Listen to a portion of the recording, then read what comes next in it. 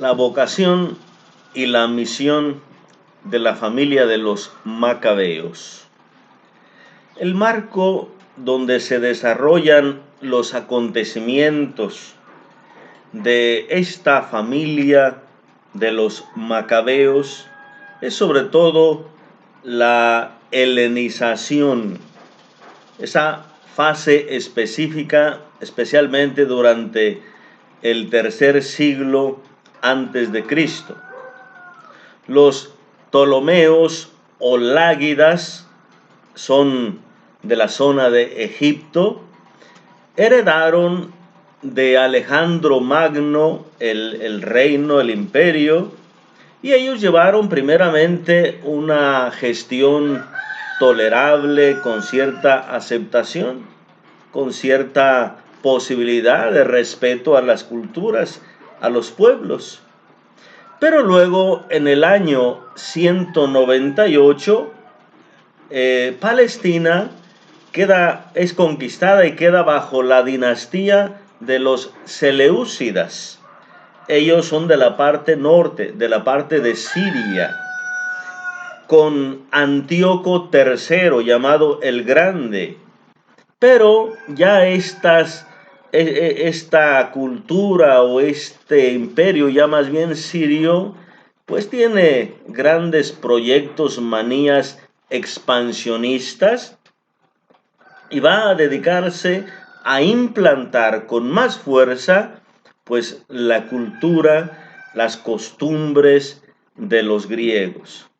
La presión y el proceso de helenización alcanzan la máxima imposición con la llegada al poder de Antíoco IV, que desencadenó un ataque frontal contra la Torá, contra sus instituciones, llegando a entronizar incluso en el mismísimo templo de Jerusalén el culto a Zeus olímpico. Y luego la correspondiente liturgia pagana, en la que figuraban de alguna manera fiestas en honor del rey, fiestas en honor de los reyes paganos, de los reyes extranjeros. En ese ámbito se desarrolla la narración, las acciones de los macabeos en los libros precisamente que llevan este nombre. Estos libros tratan de la sublevación macabea ante esta hostilidad de Antíoco IV y narran las luchas sucesivas, primero de Judas Macabeo y luego sus hermanos, por la lucha de esa libertad religiosa, libertad cultural, libertad política de los judíos. Estos acontecimientos pues se desarrollan especialmente desde el año 175, cuando llega al poder Antíoco IV, hasta la muerte de Simón, el último de los macabeos, que sucede en el año 134. Estamos hablando prácticamente casi de un periodo de 40 años. En la introducción del primer libro vemos que hay una contraposición. Por una parte, la impiedad de la cultura, y por otra parte, pues esa resistencia que van a poner los judíos. Las prohibiciones bajo pena de muerte son celebrar el sábado. Se prohíbe la circuncisión, se prohíben las fiestas, se prohíbe el culto. O sea, todo esto que no tenga que ver con lo impuesto por el imperio.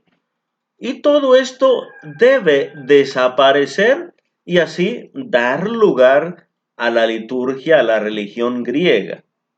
Y esa resistencia viene de alguna manera presentada bajo la forma de ese yavismo celoso, al estilo del profeta Elías, que se enfrentó a los profetas de Baal, Y aquí, de alguna manera, encarnado por Matatías, el papá de los macabeos, y luego también por sus hijos. Todo inicia con el testamento propiamente de Matatías, el padre de ellos.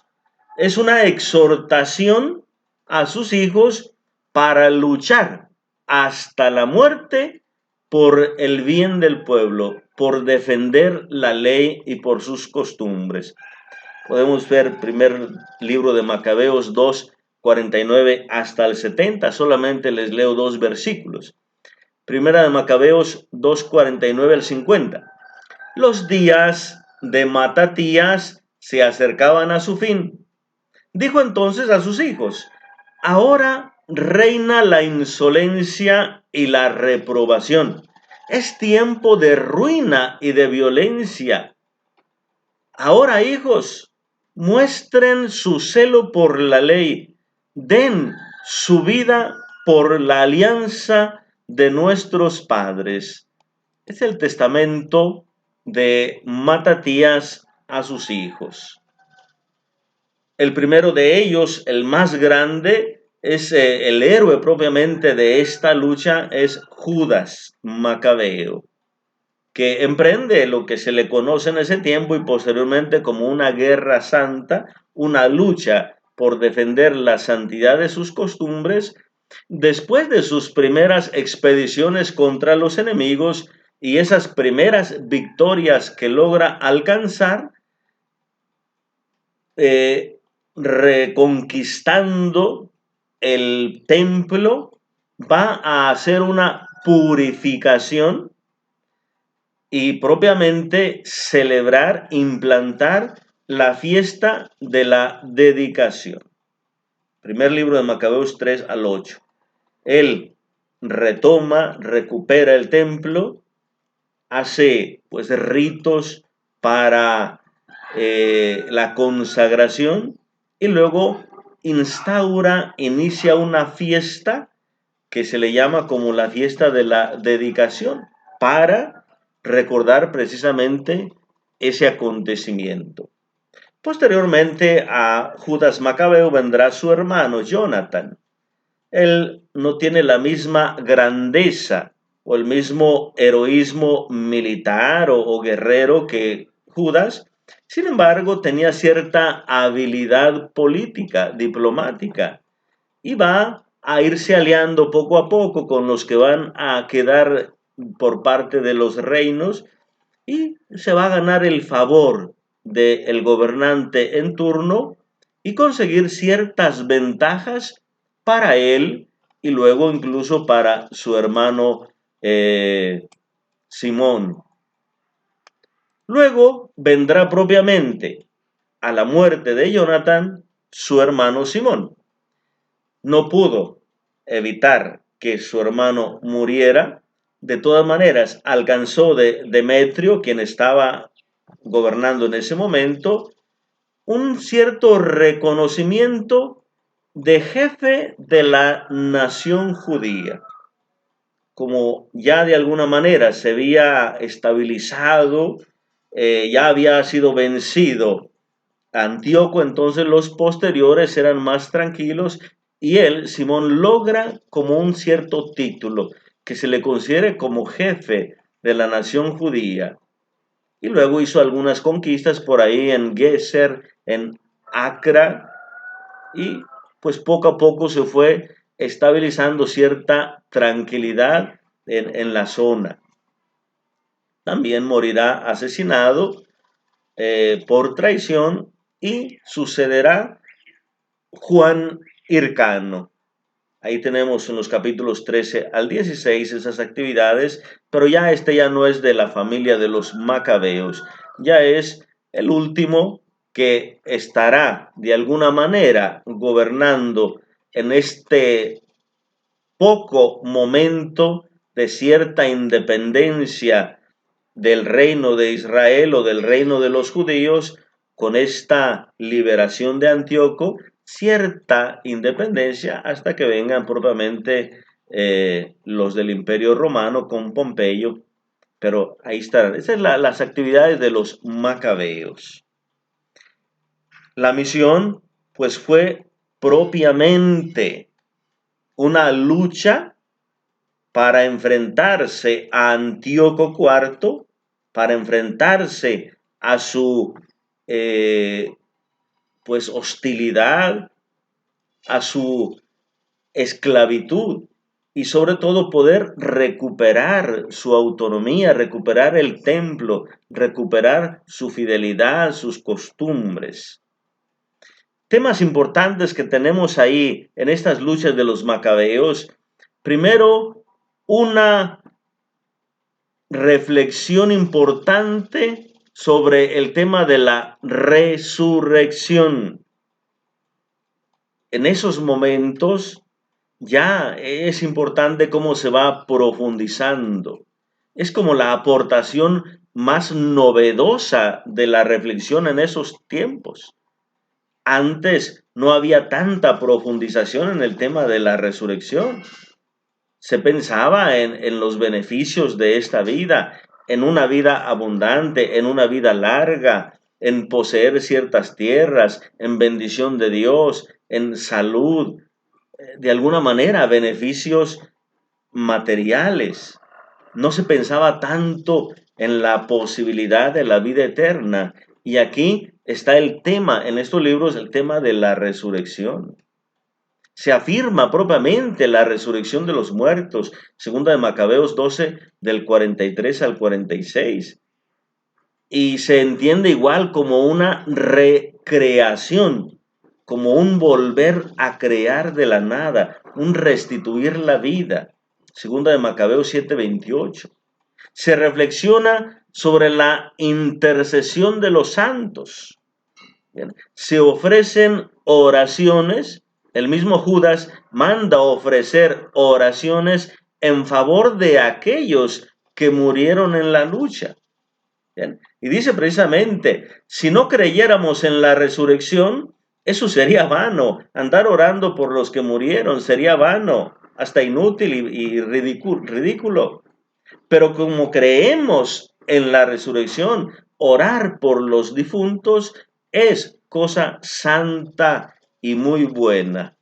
¿Sí? El tema de la fidelidad a la ley es lo que, pues, de alguna manera va a notarse en esos protagonistas de los libros de los macabeos. ¿Sí? Ellos van a perseverar, a asumir el martirio, está la teología del martirio, para poder enfrentarse por la fidelidad a la ley. El tema del martirio se hace muy presente ahí, con varios testimonios, capaces de dar la vida y llegar hasta la muerte por defender sus principios, sus valores. La teología de la vida. Se llega al convencimiento de que ni siquiera la muerte puede romper la comunión de vida. ¿Dónde está la vida? En la comunión con Dios. Entonces, ni la muerte puede romper esta unión. Cuando tengamos posibilidad, hay que leer los testimonios más grandes de fidelidad.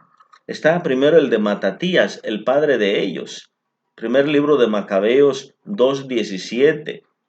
Los enviados del rey le piden a Matatías que él, siendo el jefe, se adelante, que ofrezca sacrificios, que reconozca a los dioses paganos, que cumpla esa ley que manda el rey, como lo han cumplido todas las naciones, todos aquellos que se les han sometido. Si Matatías lo hace, lo podrán hacer los hijos y lo podrán hacer los demás.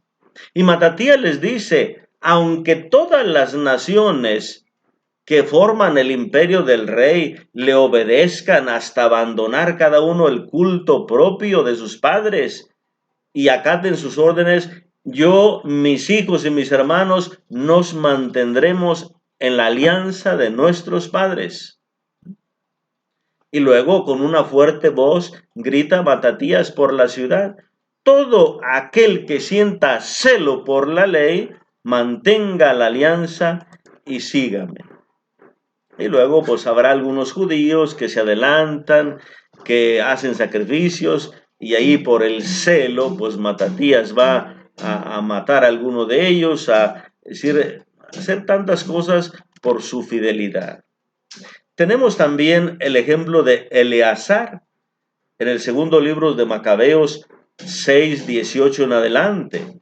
Eleazar era uno de los principales, un escriba, un anciano, una persona muy importante, y él va a preferir morir antes que traicionar la ley. Le ofrecen dones, le ofrecen regalos, le ofrecen tantos beneficios. Si él va a comer esa carne que ellos le ofrecen, carne de puerco y otras cosas. Y Eleazar dice, ¿cómo yo me he mantenido tantos años fiel y ahora nada más? No, mira que haz una simulación, como que comes para que te vean los demás, pero tú no comas, tú te mantienes limpio. No, dice Eleazar, yo prefiero morir. ¿Cómo voy a dar ese mal ejemplo a los jóvenes? Siendo ya un hombre de 90 años que perseveró tanto. Y ahora van a decir estos jóvenes, mira ese anciano después de perseverar tanto, ahora cayó. Y solamente por salvar mi vida un día o dos más, para que no. Hay que dar ejemplo de entereza, de fidelidad, de perseverancia a los jóvenes. Dice, prefiero morir. ¿Cómo va a salvar 2, 3 años? Y va a morir martirizado. El gran ejemplo es el del capítulo 7 del segundo libro de Macabeos. Ahí está, se describe el martirio de una madre con 7 de sus hijos. Es decir, por la fidelidad, con calma se puede leer la crueldad de el martirio de ellos y su entereza, su fidelidad, creyendo en la resurrección. Y algo importante, vean, el tema del fracaso. Cuando cae Antíoco IV, el usurpador, el que estaba, imagínense, segunda de Macabeos, pueden verlo ahí en el capítulo 9, se habla de la caída del fracaso. En el capítulo 9, verso 3, le llega la noticia a Antíoco IV de que uno de sus enviados, Nicanor, había fracasado en una conquista. Luego le llega noticia de que otro personal que le había mandado con un Timoteo también fracasó en su conquista. Y entonces él se llena de coraje, se llena de enojo y se decide, ir a exterminar a los judíos. 9:4. Y él llega a decir, cuando llegue allá, haré de Jerusalén un cementerio de judíos. Un cementerio. 9:5. El Señor lo va a castigar, le va a mandar una enfermedad, dice, invisible, incurable, un dolor en el vientre con punzadas grandísimas, agudísimas. Sería una apendicitis o sería alguna otra cosa, pero no podía seguir. Pero eso no lo detuvo. Con más arrogancia, 9:7, acelera la marcha, pero en la carrera cae del caballo y dice, se dislocan todos sus huesos, todas las partes de su cuerpo. Y entonces él ya en el dolor, en el lecho, él pensaba, ya esta es una reflexión del narrador, él que pensaba que podía dominar las olas del mar, que se imaginaba que podía pesar en la balanza las cumbres de los montes, ahora yace en tierra y tiene que ser llevado en una camilla. El fracaso del poderoso, el fracaso del orgulloso. Y luego dice, postrado en su dolor, comienza a ceder poco a poco su arrogancia y va a llegar a reconocer que todo esto le ha sucedido por justicia divina, por haberse metido ya contra Dios y contra sus elegidos. Y ciertamente esto ya es una reflexión del narrador. Sin embargo, pues tenemos aquí este tema muy importante. Un testimonio de fidelidad, un testimonio de ser capaz de donar la propia vida por la fidelidad, por el amor a la palabra, por el amor a la fe. Un martirio que igualmente seguirán muchos posteriormente a Cristo por la fidelidad a la fe. Que Dios les bendiga en nombre del Padre y del Hijo y del Espíritu Santo. Amén.